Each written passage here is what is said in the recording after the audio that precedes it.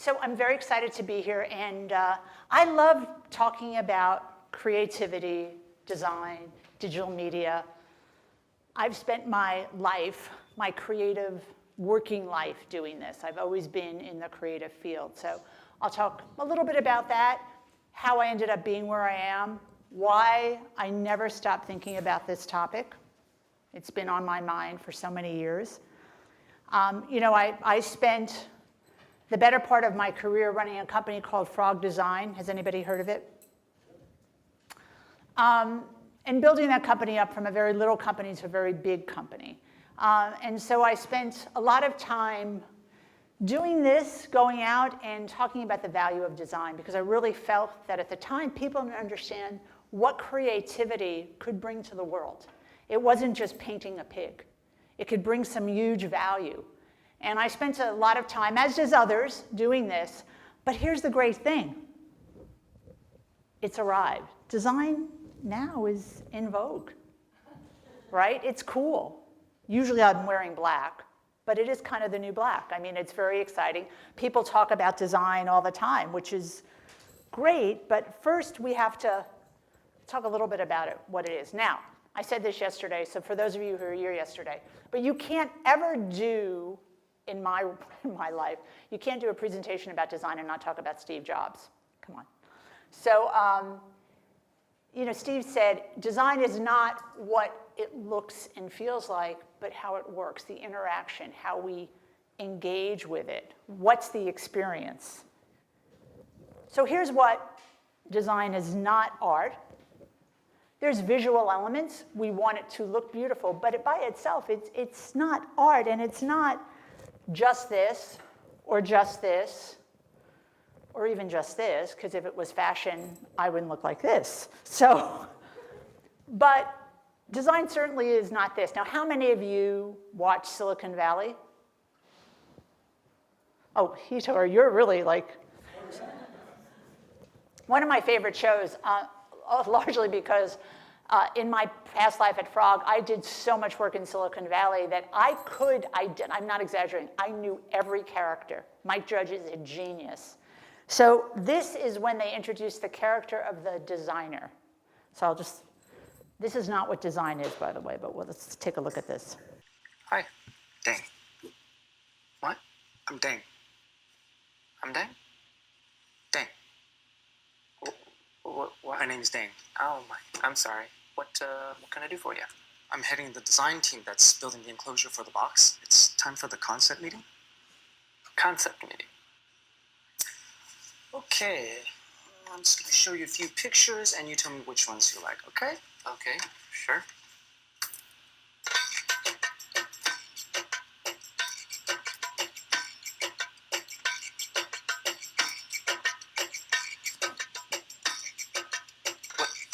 Wait, hold on. I thought you were going to show me pictures of boxes, like data storage devices. Before I can actualize a box, you and I need to develop a shared aesthetic vocabulary. Otherwise, I have no idea what we're going to want. I have a lot of work to do right now. This is work. This is my work. What we're doing here can actually save time. Okay, sure. Yeah. Let's just make this simple. If the box were an animal, what sort of animal would it be? Leopard? Butterfly? Rhinoceros? Yeah, an animal. It's a box, right? Okay, so if you need an animal, make it a box turtle. How does that sound?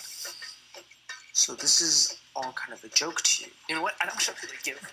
Okay, well, you kind of get that. It gets a little racy, but that's not what we think about when we think about design. So it's really clear we need some sort of design literacy.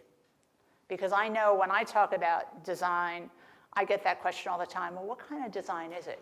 And really what we're talking about mostly, and what has become the in vogue thing, is really this concept of design thinking. So what am I saying when I talk about design thinking? Well, for me, it's really that human experience.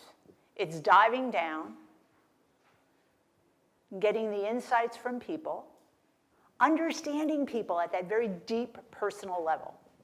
Because if you understand people, you understand then what their situation is and really what is the problem they're trying to solve, which leads to what designers do. How many of you study design? It's kind of your core fundamental. This is what you're taught. Designers tell me that when they get that clarity, it's like putting on a pair of glasses and seeing the world. Now we understand the problem. Most often, people bring you the solution to what they think is a problem, but is that really the problem? And then again, who is that for, right? Who is that audience? Who's that demographic? Who are you going into? What part of the world? All of those play an enormous role. And so what we're trying to do here is really understand that clarity. The problem with design thinking is we've made it really simple. Oh my God, follow these steps and that's it. You have a unicorn company. You got the greatest idea in the world. It's brilliant. Just that simple, right? I lifted this right out of probably one of the D school charts.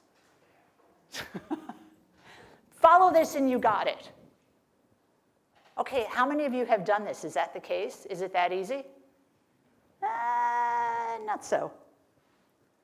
What I see happening, which really concerns me, at first I was really excited about this because, listen, you understand my life. We're going to do rewind a little bit. When I first started in the design industry, I wasn't allowed into the building. It wasn't like you had a seat at the table. We weren't even allowed in the building. People didn't talk about working with designers. It was like people didn't talk about going to a psychiatrist. People didn't talk about it. It was like, whoa, you didn't work with designers. They're weird. And then there became this evolution. Designers were, okay, we could sit in the building, but nobody could really talk about it. Then we were allowed to kind of come in and sit in meetings. And then I remember once, I was allowed in a conference room with the CEO, and I sat in the back. I couldn't say anything, but I was there, not sure what that was about. And then came this moment where now I had the ear of all of these CEOs and government officials, being trotted around, India and China and many parts of Europe, talking to government officials, working with nonprofit. Everybody wanted design, and I kind of like, wow, have we arrived? But then came this phenomena of boot camps, these 3-day boot camps. $12,600 for a three-day boot camp. And you're going to learn design thinking, and it becomes the rage. Everybody's sending people there, and it's really exciting, and people are and they're coming back, and they're just like, whoa, I can do this. But guess what? Not that simple. You see, actually, to do design well, it's not about the generation of the ideas. It's about really how do you take those ideas through that funnel.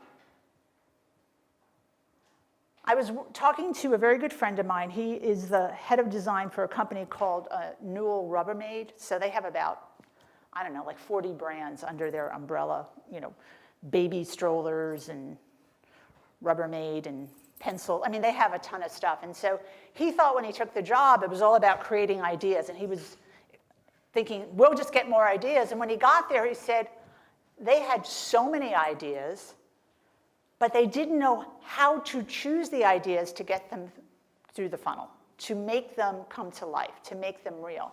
And so that made me think a lot about what we do. And so now, to me, it's like we need people who can help shepherd this through. How many of you can read a spreadsheet? So I didn't know anything about math. Accounting, finances, not my area of expertise when I started, 30 years ago. I didn't know anything about it. And baptism by fire, I had to learn. I had to learn how to read a spreadsheet. I had to learn how to do a balance sheet. I had to learn about P&Ls, which is great because I have the language. I can talk to financial people. I can talk to accountants. You do not want me doing your taxes. You do not, no, trust me, you don't want me doing your taxes. And I think something's very similar in the industry that we're in. We want everybody in an organization, whether it's a nonprofit or it's a government or it's a business, should know about the value of design and what the important role that it plays, yet you don't want them to do it all. Now, it's not just me saying this. Forrester, and I don't know if anybody has read this study, Forrester produced a study last October that was actually commissioned by Adobe, and it was about design-led organizations. And there's several like this. What was interesting about this one is they said, this is great. Design-led organizations are far more successful. They do better. That's wonderful, right? Creative organizations do better. We love that. However, there's still an enormous problem because businesses don't invest enough in teaching the whole organization about the value of design, about this design methodology, so that they can understand the nuances. They don't invest enough in the team dynamics, the interdisciplinary skills. This is very, very important to making a successful product. So, what could happen with this whole design thing? So here it is. I've spent 25 plus years pounding on the table about design, only to have it become a fad. Although I would say that about bell bottoms and embroidery, except it's all back in style right now. A little scary. So what happens is private organizations begin to take on the role of what I think higher ed and other schools should be doing. So IBM has invested heavily in design, which is fabulous. They're a partner with us at the University of Texas. But they're also out in every single organization I enter and talk to, they're teaching design thinking, which is kind of weird, right? Now, in the early 90s, way before a lot of you were probably born, but in the early 90s, similar things were happening in the HCI movement. Businesses were actually teaching this as opposed to universities taking this on and making it a much more universal program. So it's a little concerning because, again, design is nuanced. It's experiential. You need to get involved with the people as is, and you can't have this cookie cutter approach. Now, it's not that other businesses aren't doing this. These are some schools, D School being one, and Art Center, Design Institute in Illinois, but they're all doing it at a graduate level in a very, very, very small group of people. In 2015, I gave a speech. Funny thing about that. And there was a gentleman sitting in the audience by the name of Bob Metcalfe. Now, Bob has a very long storied career. He was the founder of a company called 3Com, and he was actually the founder of Ethernet. Remember, that was something you plug in. That was before wireless, there was Ethernet. And Bob actually works at UT. He now runs the innovation school within the engineering program. So it's really interesting. He's got great companies and businesses coming out of there, and he's doing some amazing things. And he saw me speak about design and said, Doreen, you need to come to the University of Texas. And I laughed. I'm a lot of things, but not an academic. I'd never done that. I do have a master's degree, but I'd never thought of myself in that way. But it was kind of intriguing to me that a school like UT would consider even something like this. So I spent a year, I call it my year of eating well, because they like to, academics like to have great lunches, and I ate well. And I talked to so many people. I talked to practically all the deans and all the colleges, and the provost, and the new president that came in, and really spoke about what it would take to do a program like this. Never really thinking that they would do it. So what happened is UT decided, hey, this isn't such a bad idea. And in 2016, in March of 2016, I joined the University of Texas, and we created a program that embeds design thinking, human-centered design, design methodology, call it what you will, as a core to undergraduate studies. Now again, there's, Cecilia, correct me if I'm wrong, there's 52,000 students. There's 41,000 undergraduate students. The incoming freshman class at the university this past August was 9,000 students. So this is massive scale. It's massive. And so to be able to get something like this and open it up to students was pretty exciting. As Cecilia mentioned, one of the things we did was we got partners, because the success of design and design methodology is having interdisciplinary skills. And you guys are doing this already. Computer science, information, architecture, business, engineering. Those are our partner schools, although this program is open to every single undergraduate. And what's interesting, this is our third semester. The first semester, we just put up one design thinking class, and in 8 hours from when it was students can register, the class was filled. And so this is really our second semester of a full plate of classes. This is a 19-credit minor for undergraduates. So they will take their core expertise, whether they're in the engineer or life sciences or whatever they take, and then they can take this as a minor. We have 300 students currently enrolled right now in the minor, and growing. They're registering actually this week, and I just got an email last night that said, oh boy, which is good because it means that we've hit on something. The other thing we've done is we have your very traditional 15-credit courses, which is great. 15-week courses, they're 3 credits and they go on, and that's great. We have those, and those are terrific. We also have 1-credit 5-week courses. So they meet 3 hours a night for 5 weeks, and the whole concept is to get people interested in nomenclature, to have them meet and understand different disciplines. And so that's part of our partner schools. We have a class that's taught by computer scientists. We have a class that's taught by engineering. We just finished a prototyping class that blew my mind away. What these kids did in 5 weeks was amazing. We have classes taught in the business school. And just if students want more, we will create more.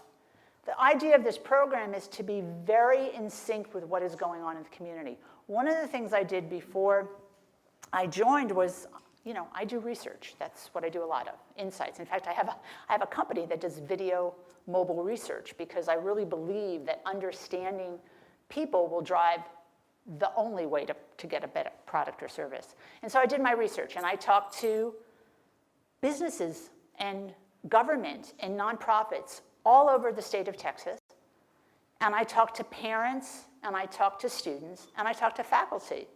So what did parents and students tell me? What's the number one important thing for them? What is it? Going to school. Am I going to get a job? Is my kid going to get a job? Are they going to be employable? Number one. There was actually no other message. It wasn't like, will my kid be educated? Will they be enlightened? Will they have a great experience? Students were like, will I be employed? It was really interesting. Businesses, their concern was, listen, we know these are smart students. We know we're getting great students. We know when you go to school, you get a great education. What we don't get is multidisciplinary. What we don't get is these students are so siloed, they don't understand what other people do. And guess what? In today's world, we live in a multidisciplinary world. Everybody works in a multidisciplinary world. The lines are blurred. If you're an engineer, you've got to work with a computer scientist who's got to work with a designer who works with a business person. I mean, it's just what happens. Because today, we're producing products and services at such a fast rate. There's no, we're not waiting 18 months to have a product go out on the market anymore. We're constantly communicating with people. So we've created this pace where we need these teams of people to come together, be autonomous, and work. Ouch. So I was talking about these oftentimes these 1-credit courses, if they're not taught by one of the professors, they're all really pretty much taught by working professionals. Because again, keeping in touch. So this class, one of the things that we do know is that when you get a great idea and you have all the research to back you up, that's still not enough. How do you present yourself? How do you talk? How do you get your idea across? Because your idea means change, and change is miserably hard, and no one ever wants to do it. And so we wanted to give them a course in visual communication. And it has all sorts of aspects. I just pulled one and stuck it into this presentation. This was, again, a 5-week course. This is about 3 weeks into the 5-week courses. They do all sorts of different types of presentations. But you'll see this. This is a business student.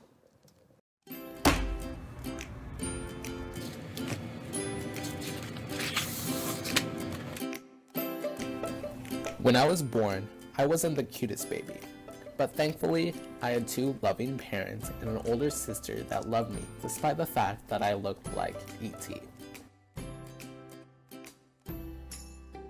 Growing up, I was a small boy, pint-sized, 3.5 feet tall to be exact.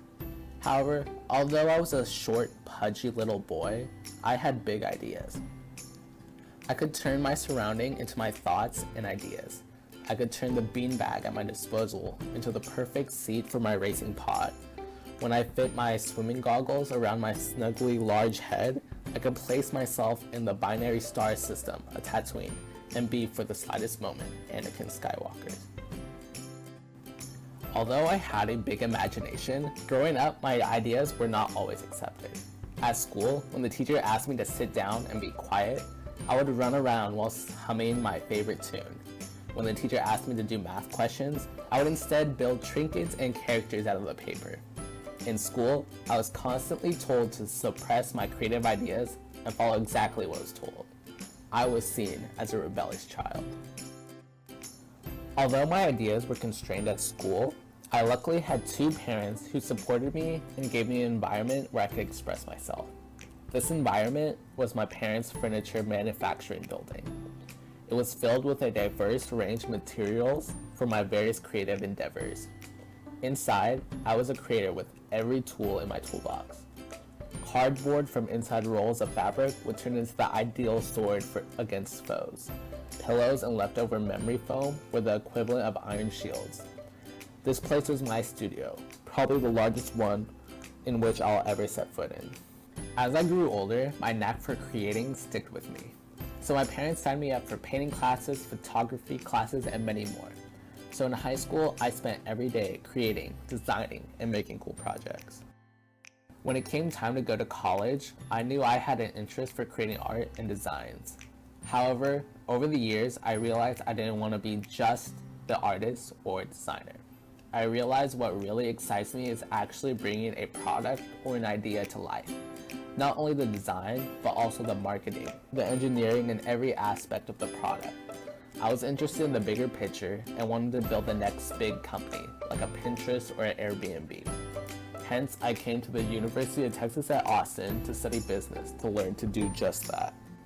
When I came to UT, I was an overzealous student, excited to pursue my grand ideas.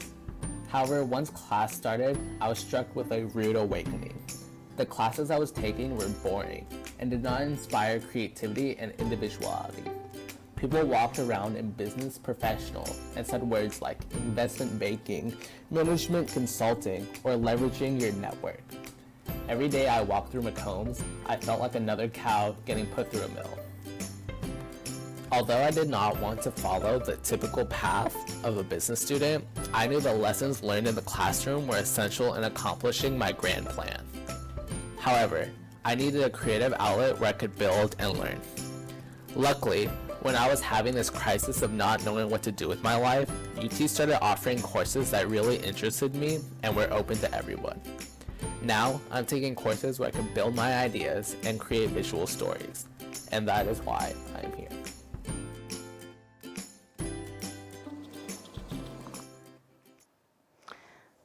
In all fairness, I did show this to the dean of the business school. It didn't kind of go over too well, but got the point. But what was interesting about these,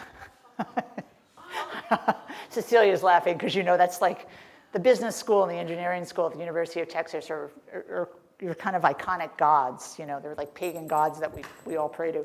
So it was interesting. And what you see in these classes they really are a mix of all these different types of students, and they're learning, and they're exploring, and they're finding out about how the world actually works. We actually have courses that are taught on site at different businesses in different locations. So this semester, we have one that's being taught at IBM Design Studios. IBM heavily has invested in design around the globe. They actually have 1,200 designers worldwide.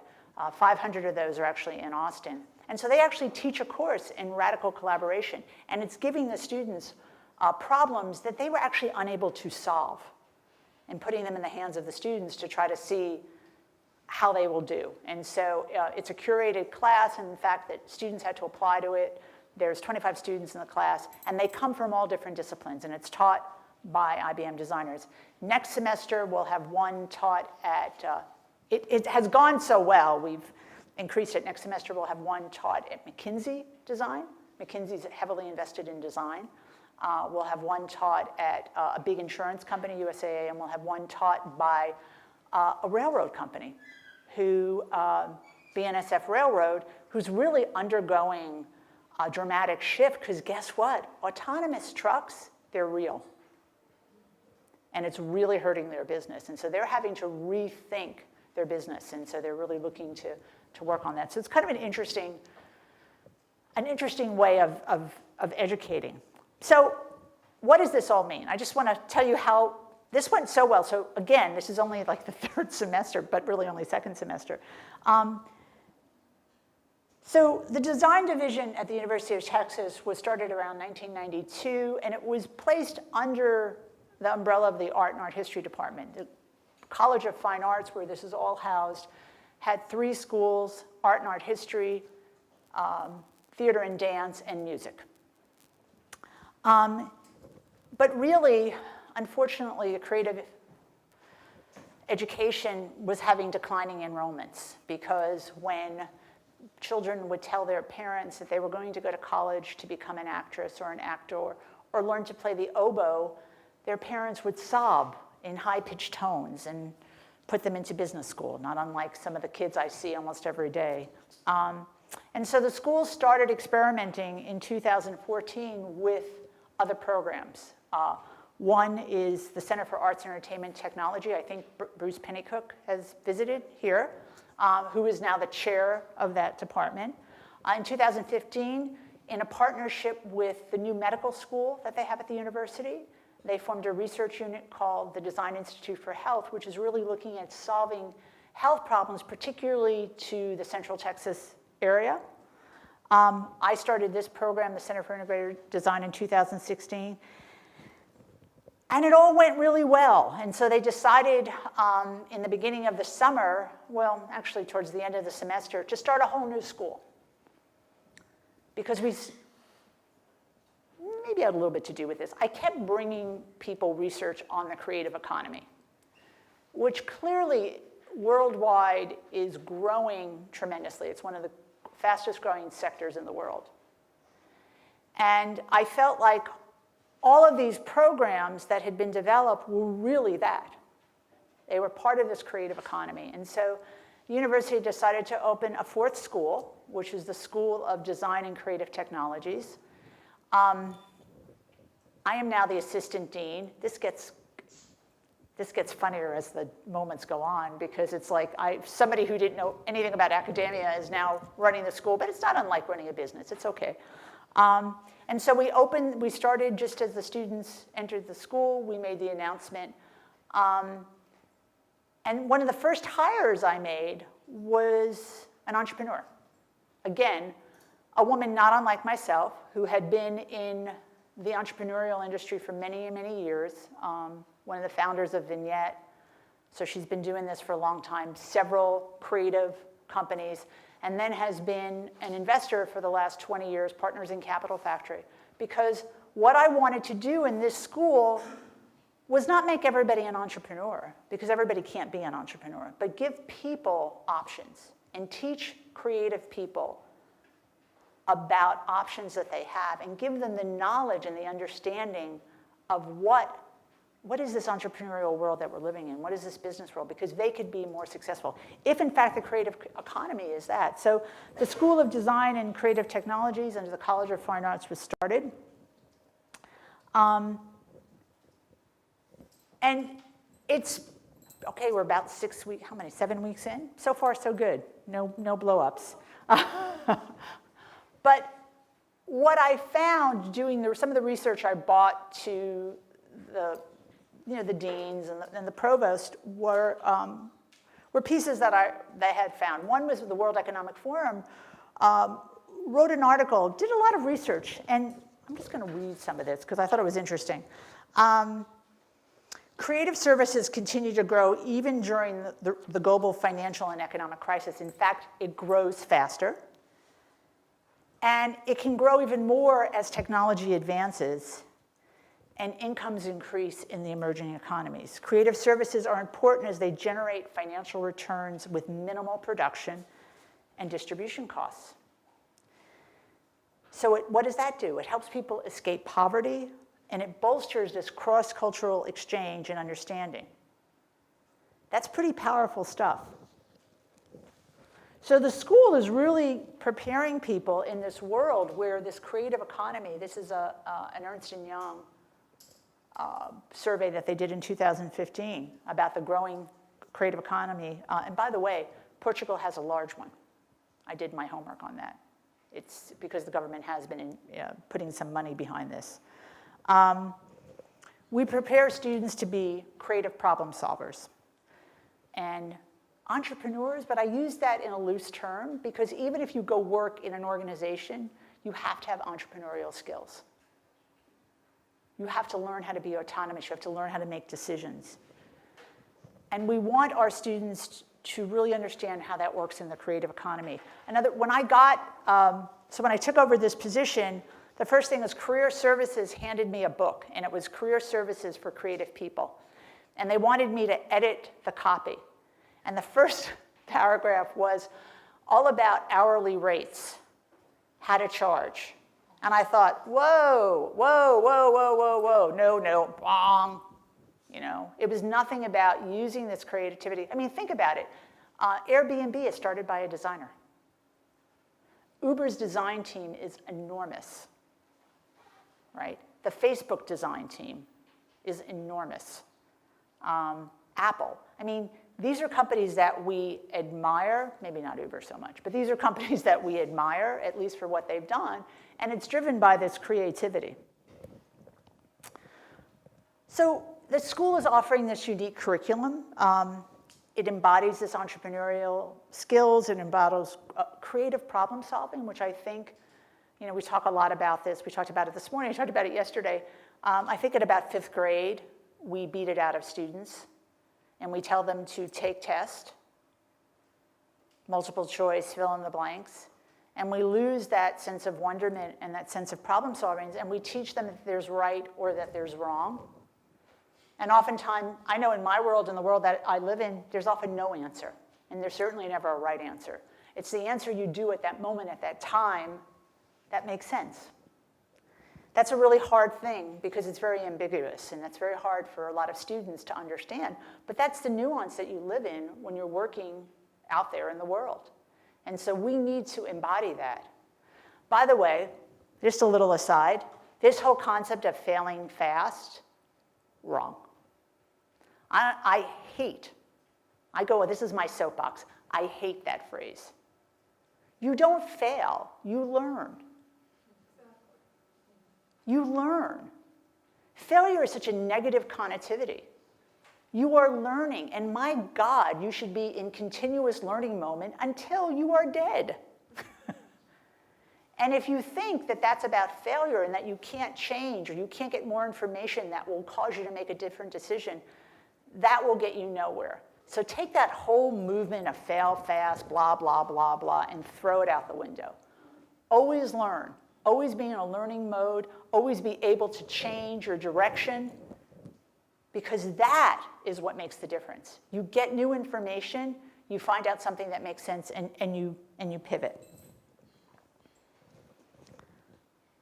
I really am convinced that by somewhat expanding design education, we can solve a lot of the problems in the world, because I think, again, design by its nature is problem solving. And there's a lot of issues out there. There's a lot of education. And I think we can make a difference.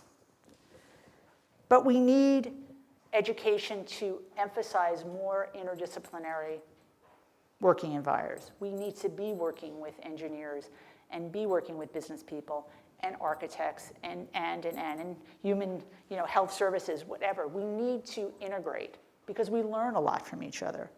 This whole concept of the superhero, I am a maverick, I formed a company. I mean, anybody can do that. You can go out today and get your idea, you can form a company. Can you scale it? Can you grow it? Can it be successful? You need an integrated team to do that. And the more success you get is the way your team embodies and works with you. So you can start it, you can be that hero, but you're going to fall flat on your face soon enough if you don't have the right team around you. And that team usually is a group of people that are very interdisciplinary, that have skills that you don't have. You know, human-centered design is very successful in a lot of organizations when you watch people collaborate. I mean, I spent a lot of years in my former life as a consultant. I went into hundreds and hundreds of businesses, and I have tons of stories watching where it worked and where it doesn't work. And when interdisciplinary teams collaborate and work well together, it's transformative. And I think educators, it's our job to prepare students for that world. You can't get out of school thinking, I've got, you know, a design degree or I've got a digital media degree and that's it. Because that's just not how it works, unless you're going to just go off and do your own thing and never work with anybody else. We need collaboration, not the individual mavericks. And we need to understand how this plays, again, in a business. I'll go back to spreadsheets. You know, when you have design, you have perspective. You have this creativity, you have perspective. And perspective can make you look at a thing like a spreadsheet differently. Because it's not just numbers anymore, it's about people. People are what make up any organization, any business, anything that you're doing right now. And what that gives you is empathy. To understand people. And does everybody know the difference between empathy and sympathy? Oh, okay, good. Because oftentimes it's like, well, I don't want to feel sorry for people. It's not about feeling sorry, it's about understanding people. It's about giving perspective and understanding why are they saying what they're saying? How do I understand what's driving them? That's the only way I'm going to help make a change. And if I've learned anything in the 150 years that I've worked, it's that empathy is, in fact, the most important skill you can have. It's important if you want to be a leader. It's important if you want to work in teams with people. It's important as you develop in organizations and in schools. And I think every student coming out of a university or a college or even an elementary school should be taught this. We should emphasize this. We don't emphasize this enough. We treat this as a soft skill. I will tell you, in one speech I gave where I talked a lot about empathy, you know, somebody raised their hand and said to me, but isn't that because you're a woman? I said, yeah, and that doesn't mean that it's just single to me, but yes, you know, empathy is something you can learn. It's a skill that you get better at. I don't know if that comment, I just thought that's probably a Me Too comment, huh? I don't know if that skill, you know, we don't teach that in school. We don't emphasize it. And we should. If you think about it, in medicine today, it's only been in the last like 6 or 7 years of actually teaching empathy in bedside manner, in client interaction. In medicine. I mean, does it get more personal than something like that? I think it should be the foundation for learning, shape the curriculum, and it will help students grow into something. Again, children are empathetic as kids. You've seen it, where the little kid hands, you know, somebody's kid's ice cream and the other little kid goes and gives them the ice cream. And kids, this is an innate nature that we have in. But I've seen firsthand the success when teams come together and work. I've seen how this transformative has been not only for the organization they're working for the people themselves, the accomplishments that they made. You feel better when you've brought a whole group of people to success, not just yourself.